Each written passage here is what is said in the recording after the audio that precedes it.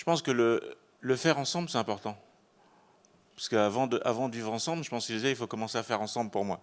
Quand je suis arrivé dans ces vestiaires, tout de suite, je voulais me changer. Et l'entraîneur m'a dit, mais non, tu t'entraînes pas.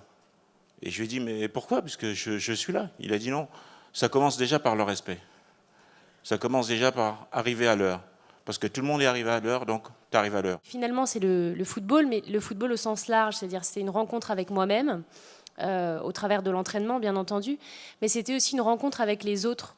Les autres, c'est ce que j'appelle les mains tendues sur le chemin. C'est-à-dire que sur mon chemin, il y a eu des gens qui m'ont tendu la main, qui m'ont proposé une aide, quelle qu'elle soit. Et cette main, à chaque fois, je l'ai saisie. Et c'est ce qui m'a permis vraiment de trouver mon chemin à moi, mon propre chemin. Et on apprend aussi le fait de savoir se maîtriser.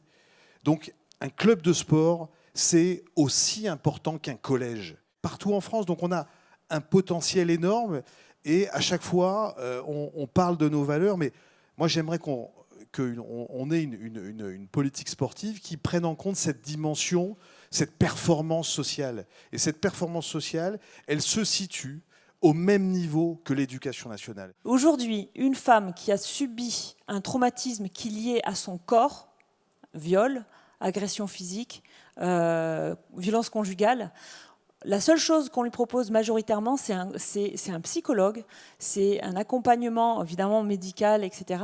Mais dans son rapport à son corps, 100% de ces femmes n'aiment pas leur corps et on ne leur propose rien. Et c'est tout l'enjeu de Fight, de se dire aujourd'hui, tel que le sport existe, il doit être accessible aux femmes vulnérables. Et on doit mettre en place quelque chose de dire oui, tu peux aller là parce que là, on sait par où tu es passé et on ne va pas te juger et on va t'accompagner et on va être aux petits oignons avec toi. Et c'est un moyen formidable pour elles que de se réapproprier leur corps, mais de se le réapproprier au sens le plus pur du terme, c'est-à-dire pas pour être esthétiquement correspondre au code de la féminité, mais pour être bien, pour se sentir forte, pour se sentir confiante. On fait preuve d'une grande humilité parce qu'on sait qu'on a besoin de l'autre pour progresser.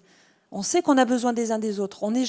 Oui, on est seul à donner le coup et à s'engager, mais ce qu'on fait, on le fait ensemble. Et c'est parce qu'on le fait ensemble qu'à la fin, nous, quand on prend la décision de le faire, on est efficace.